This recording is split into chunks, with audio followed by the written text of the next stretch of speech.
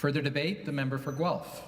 Thank you, Speaker. Before I begin my remarks, I'd just like to acknowledge that today is PSW Appreciation Day, and just to say I'm grateful for your service. You deserve respect for the work you do, which means living wages, full-time work, and benefits.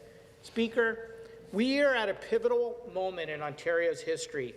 We have been forced to confront, without question, what is a broken and dysfunctional system for caring for our elders, and it has resulted in the most tragic of outcomes. Today's data speaks for itself.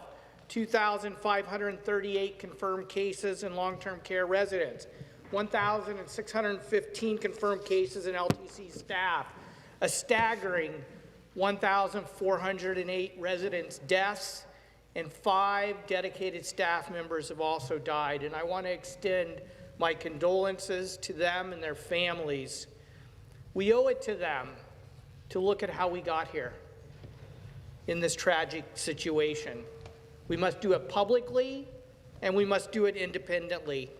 A government-controlled commission is not the same as an independent public inquiry. A public inquiry has prescribed processes and reporting requirements outlined in the Public Inquiries Act. A government commission does not. Speaker, history will judge us. Will we answer the call to care for the most vulnerable in our society? Will we acknowledge the mistakes of the past and commit to caring for our elders with dignity and respect? We need to look at it having a minimum standard of care of 4 hours, minimum staffing levels, safe ratios of registered nurses. We need to look at the use of temporary agencies. We need to look at wage levels and benefits, the contracting out of services, the design of facilities, whether we are treating residents and staff with the dignity they deserve, whether we prioritize caring over profit. The government argues that a public inquiry will take too long. But the government can move immediately, right now, to address the 91 recommendations in Justice Gilles's 4-volume report. I agree that the government can act right now for an immediate increase in long-term care staff, a permanent increase in wages, full-time work and benefits, adequate PPE, testing and standards of care in long-term care. But this does not preclude the need for an independent public inquiry to analyze the systemic challenges that COVID-19 has exposed in the way we care for seniors. The mandate for the Wetlaufer inquiry was limited in scope.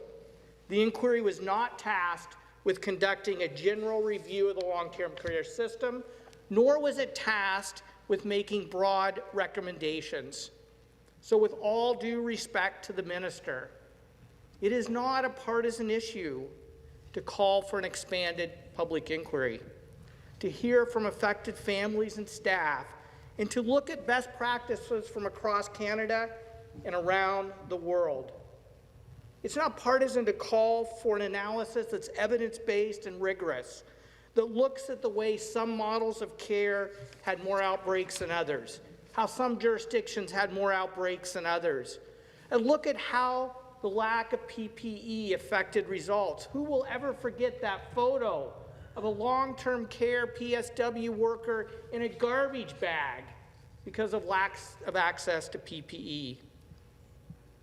It must look at the actions that saved lives and those that did not. These were questions that were not asked in the Wetlaufer inquiry, and the people of Ontario deserve answers. We owe it to the families who lost loved ones. We owe it to the staff. We owe it to everyone in this province who will need to age with dignified care. And Speaker, I challenge all of us to never again allow a system to emerge that does not treat staff or residents in senior care with the dignity and respect they deserve.